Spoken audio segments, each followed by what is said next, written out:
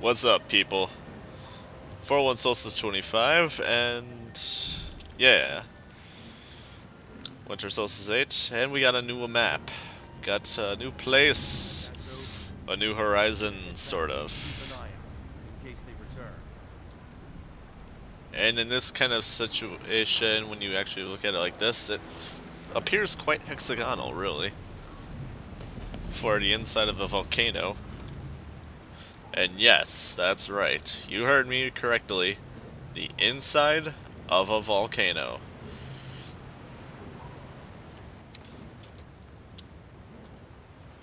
Pretty cool place, I must say. For the inside of a volcano, it doesn't really feel like the inside of a volcano. I mean, really, just look around this place. Like, where is the lava? Where is it, I ask? Where is the burning death? That's where it is, exactly. Help me, Once you lose all your health in that, there's like no way of getting out of that alive. Like, you're dead for sure. Like, the water here is boiling.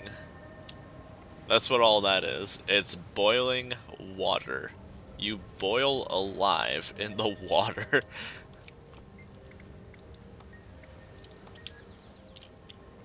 Got that all repaired. Now let's take a look at what this vendor sells. For starters, we notice all these miniatures right here. 1, 2, 3, 4, 5. Roughly the Dragon's Watch crew. But we notice this also. And this says it's a guild hall decoration. Which is a good thing, because we could always use more guild hall decorations. And it pertains to the mastery here, is the cool thing. Like, let me sort of demonstrate exactly what that means.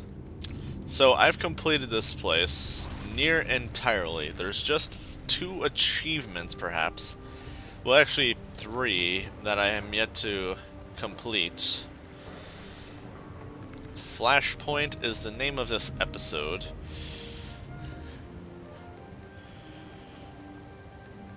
Like, this is all that I need to do yet before I get my tier 3 backpack. Like, I've been at this for a while, but I'm finally at a point where I'm more comfortable with sort of talking about this episode and everything it has, because I basically have a fuller idea as to what to really expect. But yeah, I just need to complete like 2 more runestone situations, which would be like tonight that I'm recording this and the day after. And I will basically have my tier 3 backpack, or back item from this. Like, let's take a quick gander at what those are from here. So from here, we get 4 back items. One of which I can't really show you yet, because I can't really see it. Here's the first one, the basic Druid Stone. Then we have the Living Druid Stone, which is a little more expanded and has a few leaves on it. Then what I'm currently in progress to get from this is the Blooming Druid Stone. Let's preview this. And as you can see, it's expanded a bit more, and we got a flower on it. It's all pretty. And it's a little more all separated and glowy and such. But wait, there's more. There is a tier 4 of this. Now I can't really see it from here, besides that the achievement and such does exist, but I've seen online that it's basically a glowier version of what we've just seen already, of the Blooming Druid Stone, but it's more in between like all the branches and that glowy, is the neat thing. But I am getting way off topic here. So with this mastery, we can do some really cool stuff. Also, there are smoke scales and stuff here. But let's take a quick gander at what we can really do. Spider-Man, Spider-Man does whatever Spider-Man does. Basically, it's like having a grappling hook. And lots of people feel like Spider-Man with this. Like, I'm always seeing people in chat being like, I'm Spider-Man. Not that there's anything wrong with that. But in total, you get 3 shots with the mastery whenever you visit one of those Oak Heart Essence locations. So that's cool and all, and you can really scale places with that. Like, ultimately, I would say this is probably one of the most vertical maps in the actual game right now.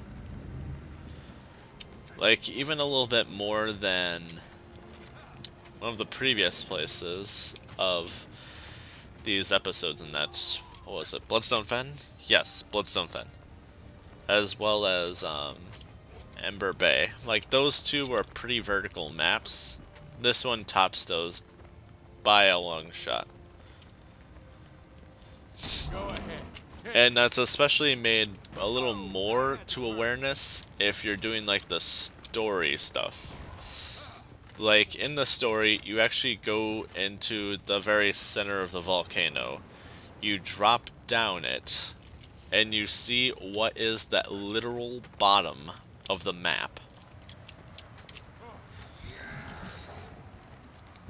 But what's probably stuck out to me story-wise, like, if you don't want spoilers to this, you can just skip probably about 20 seconds, starting now. What surprises me story-wise is that we see both an elder dragon and a human god, the one, Balthazar. So yeah, that's pretty cool and all. But otherwise, this is a really fun map to sort of go around, and people would describe it as being like the new Tangled Depths, with how complex it is to get around. Like, people are always pretty lost trying to find all of the points of interest and such.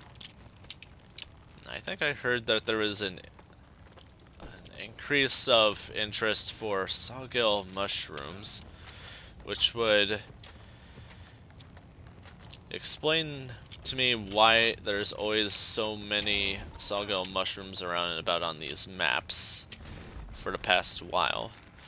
And that's because of a recent leak that sort of got out. Now, it's not exactly confirmed, I don't think, but it's pretty convinced and convincing to a lot of people. So I think I've heard that there's actually a price increase on those in the trading posts. Let me just sort of, let's see, sawgill. I can't really tell. I haven't really paid attention to those in a while. Like, quite frankly, I never normally harvested those. But yeah, something worth noting is if you're ever trying to find anything on this map, there is so many ledges, nooks, crannies, cracks, and crevices just all over this entire map.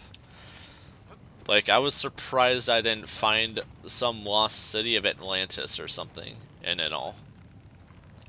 Like, that was actually shocking to me. You probably noticed this before I cut, but this is a primordial orchid, and this gives off the map currency, assuming I'm lucky enough to get it first try, which I was apparently not. But we may see more luck shortly, because there is another around here. There it is.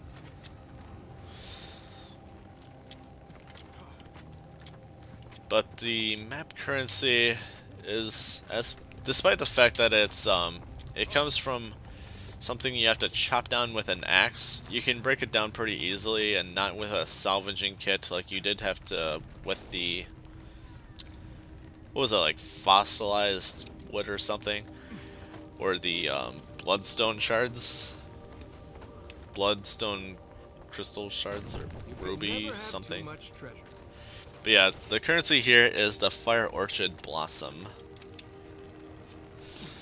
And these, I want to say what makes these kind of more annoying than the others combined is that you actually need them for certain other achievements, instead of just as map currency.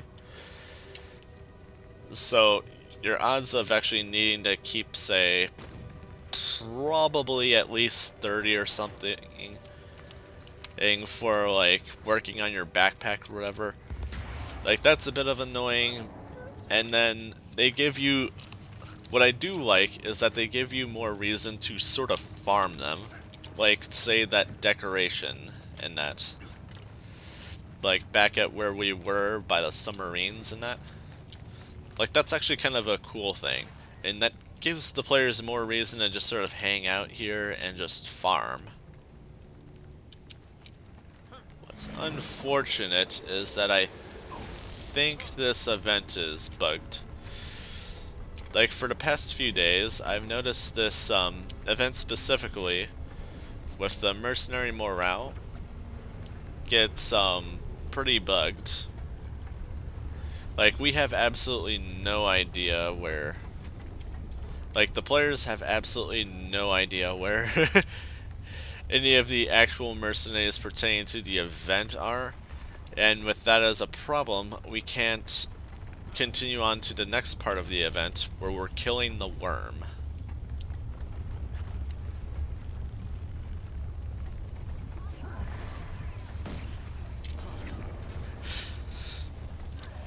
But yeah, this place offers a decent amount of interesting little fun things, so.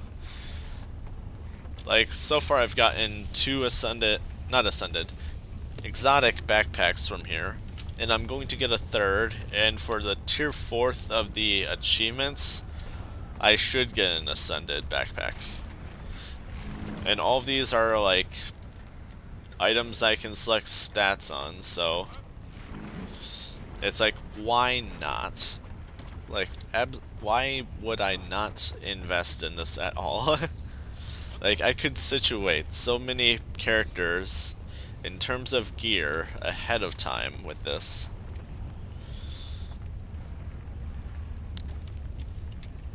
Now let's check out Webby. Webby is our super best friend here. And for some reason, people are running away from Webby.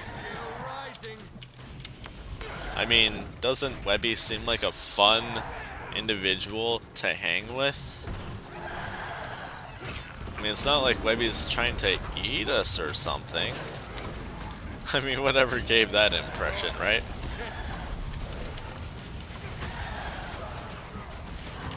Some of these people must be jerks.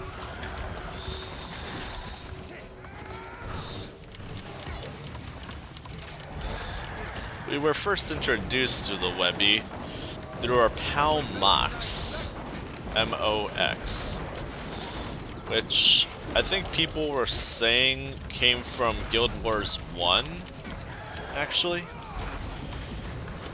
In which case, that gives us a bit more of another form of interest to the map, because we get another form of reference to like the older game, like a bit more to like the history and such, and that's like cool and all, because that gives us like another thing for us newer players to kind of like look at and be like, okay, so this is how this was for you or something.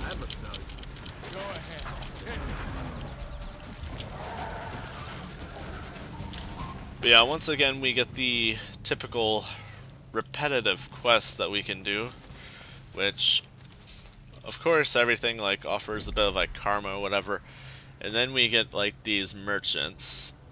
And this one offers the mini mox and the mini nature spirit. Personally, I don't care for either of these things, but I'm sure someone does. And quite frankly, I wouldn't be able to afford it karma-wise. In the spirit of the backpack collecting of things, there's these nature spirits about. There's 4 of them specifically that you need to keep going back and forth to. And they're in designated locations. Here we have Rosewood. Let's see. Besides Rosewood, I'm pretty sure he has like a friend lower down in the peaceful grounds. Like at this little pond here. And then he has a friend at the Druid's Grotto. Like just like a little bit north of there. Kodama, I'm not sure which was his name. This one I think started with an L or something. Then the last one I personally kind of forget the name of. But I believe it was like up higher or something. Might have... I don't think it was over there. Might have been up here or something. I'm not really sure. There was one specifically that I would just lose tabs on, but otherwise the other 3 I'm always like very sure of. Let's talk about the collections. So there's 3 kinds of collections, 3 primary sort of collections here. There's backpack stuff, which comes in like 4 tiers of achievements. There's the where are you? There's the rock collector achievement, where you have to find 60 firestone shards. 60 things of a sort hidden all around this map. One of the more confusing of maps around. You have to find them all. But besides that, there's one more. The lessons learned, where you have to find a bunch of recordings, where you get a little bit more insight as to exactly what happened here, which brought in some of these hidden quests and such about the map. And also sort of set more of like the tone as to what's up with the nature spirits and such here. Like we just get a little more insight and idea as to what's going on really with that. Just a little more story information. Which is fine and dandy. If I could get up here that'd be fantastic, because there's like other things close about here. But yeah, that should sum up most of the collection information. Besides that, the the rock collector one does offer hints to it, but ultimately I would recommend just checking a Dolphy guide or something. Like that would just sum it up so much easier, because it's gonna... Like, I remember someone was like, it took me 3 hours, and that's with a guide. So realistically, just take the guide, because you're gonna be a while. As much as I did get like some 29 of them accomplished without the guide, that was pretty aimless, and I know for a fact it would have been quite longer without it. Like, I was just checking anywhere and everywhere, and I happened to come across 29.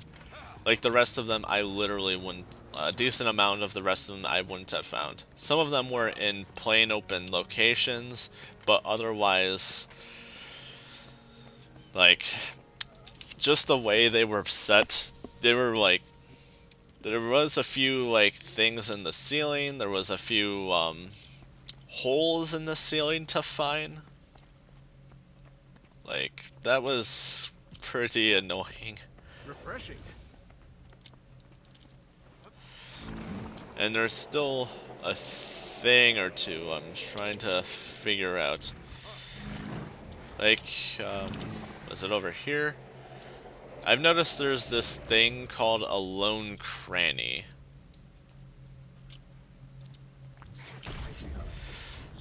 So far I'm yet to see or hear of any sort of explanation to that, but it is there. Besides that, there's these fertile soil locations. That's mainly the back piece achievement related. Like when you do the achievements, like they'll set up an availability to get some of the seeds that plant at those locations. So that's the story with those. So there's 3 kinds of enemies in this location. Or in this map, I should be more clear on. There's the natural enemies, so like the elementals and animals and such. There's the inquest, which on the map are far to the left, mainly towards the random arcanum area. And a bit to over here-ish. And then there's the mercenaries, which is mainly in the Heathen's Hold area. But occasionally they have like a submarine that shows up by the spawn waypoint. So there's all that. Well, I guess actually there is a 4th one. There is the destroyers, technically. But those are mainly just around like closer area to like this little center area. Other than that, you don't normally ever have to deal with them. Unless like you're up higher. Or like actually closing in on the center. For the most part, getting about the map isn't too difficult. Because they do provide these thermal tubes and the oak heart essence. Also, that was the diving spot. Oh, actually, I do want to show you guys that. That's actually pretty cool.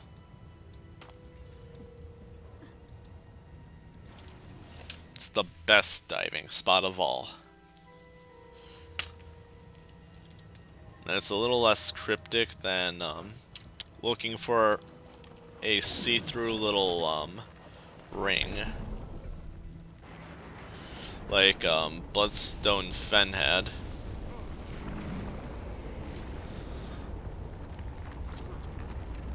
Something else worth mentioning is that this map has a jumping puzzle. It's actually close to the diving spot. Like, I'm literally underneath the jumping puzzle right now. Like, it goes along the roofing of a lot of this map. So like, here's the diving spot, and if we basically just continue this way, we'll find our way to the jumping puzzle. Or like the very start of it.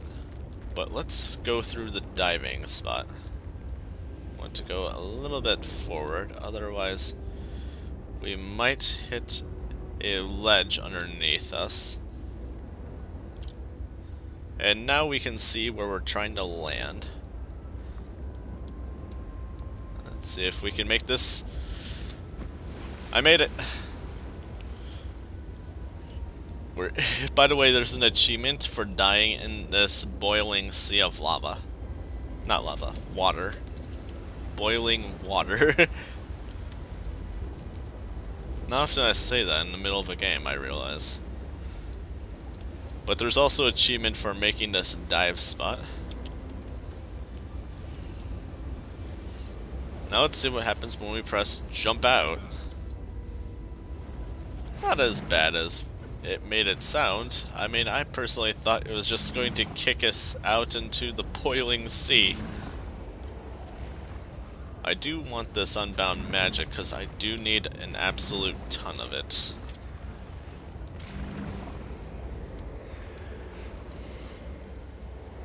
In total, there is 2 legendaries that can spawn on this map as a bit of map meta, kind of.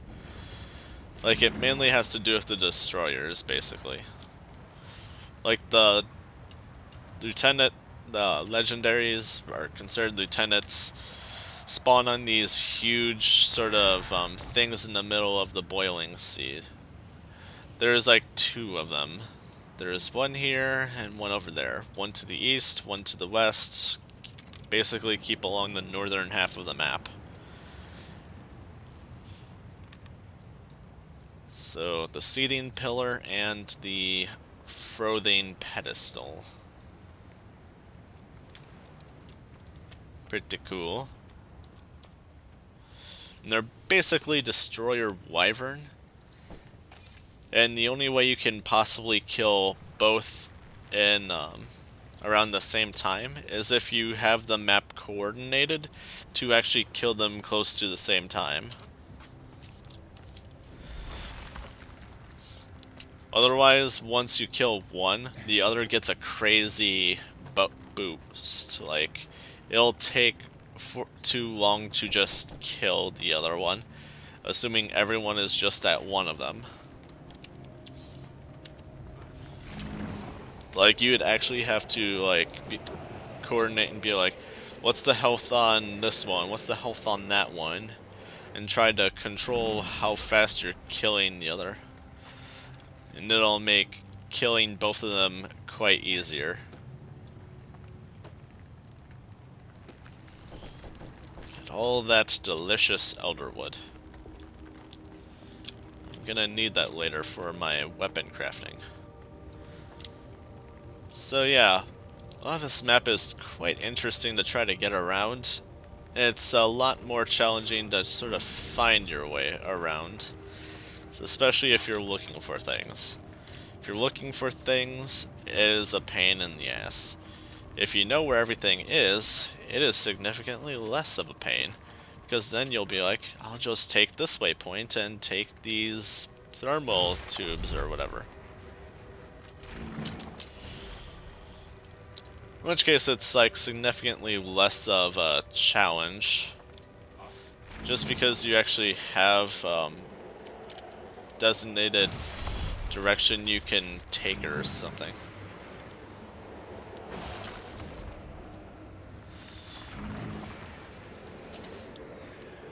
Something worth mentioning is that the map currency here can be deposited into your materials.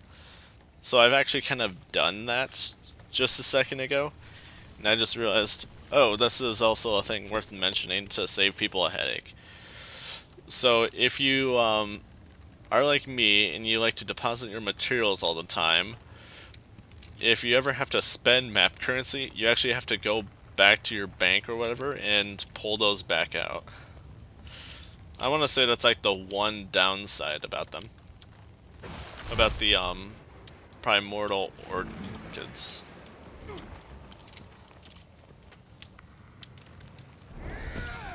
So yeah, I made that.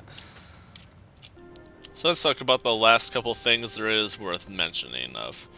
So after you do all your business in the story to help out Mox and such, he will actually come to your home instance and, let's see.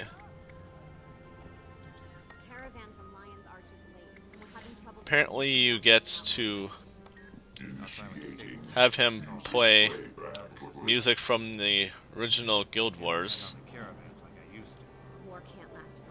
I think is what I heard people saying.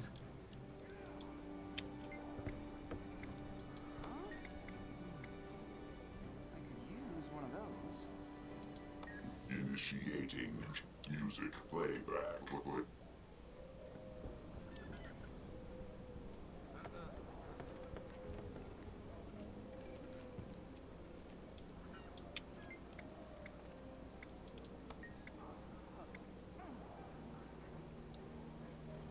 I don't think I actually recognize this song at all.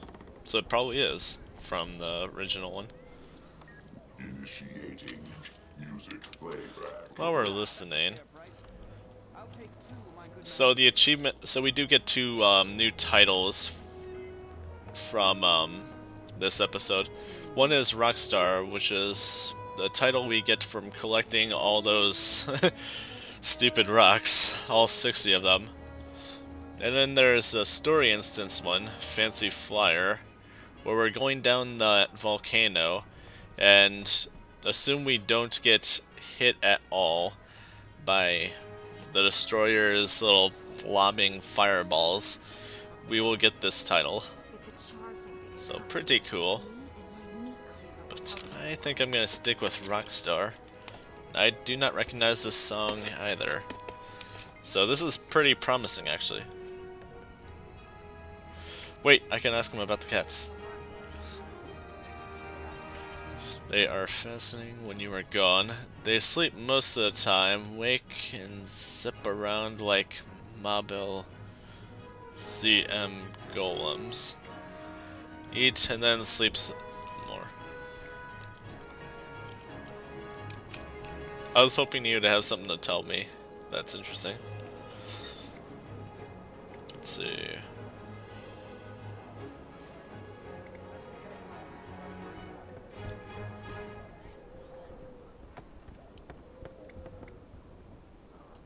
I wish I had hair like a Solari.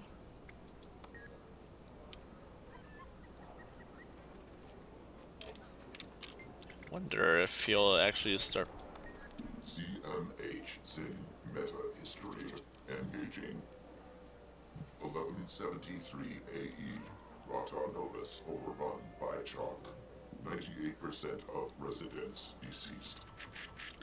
Sin traveled to Rata Arcanum, although it is still in raw stage of development. 1175 AE. Genius Sin perfects his terraformer device. Efforts to rebiome the cavern begin. Nature spirits react negatively to project. 100% of residents of Rata Arcanum deceased, including Zin. Golem Brigade left without boss. Engage Zin's funerary instructions and follow last He's probably down protocols. at the pub again. Interesting.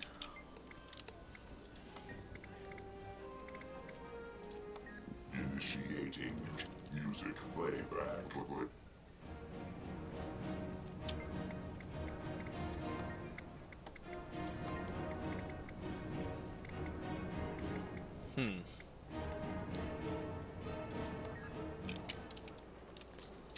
So yeah, that's pretty cool.